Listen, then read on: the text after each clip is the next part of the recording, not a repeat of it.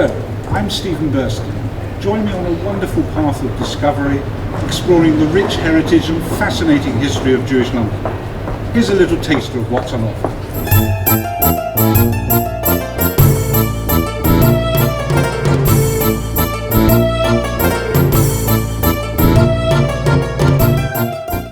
And they worked in terrible, terrible conditions in those notorious clothing sweatshops. Many of them in attic rooms, the top of houses, like across the way here.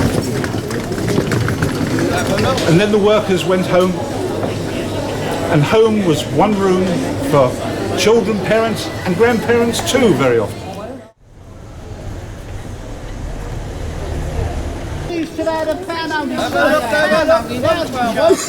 A pound only now, child.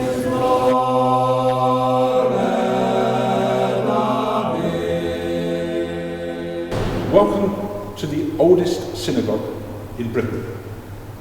It opened in 1701, and the congregation elders chose a church builder for the project. The Great Fire of London took place just 35 years earlier, in 1666, and by 1701, when the synagogue opened, church builders had become quite proficient at building places of worship. But the congregation elders, the Jewish leaders here, had another reason for choosing a church builder. They wanted the outside of the synagogue to look like a church.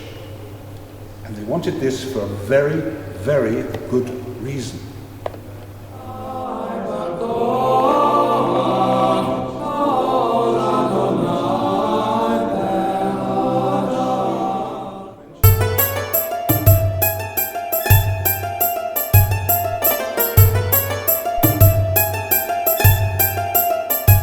Behind me, in this attractive black shuttered building, was the first Yiddish theatre in Britain, which opened in 1886. They performed Yiddish translations of Shakespearean plays, Verdi operas, and various other dramas. But unfortunately, it didn't last long, because just a few months after it opened, it was the scene of a real-life tragedy.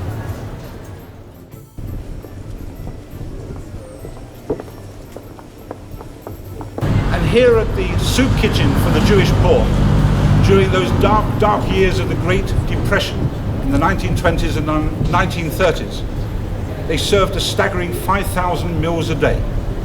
But there were no restaurant tables or chairs. The people would come along with their pots and their basins, and they would collect the food and take it home to their hungry families.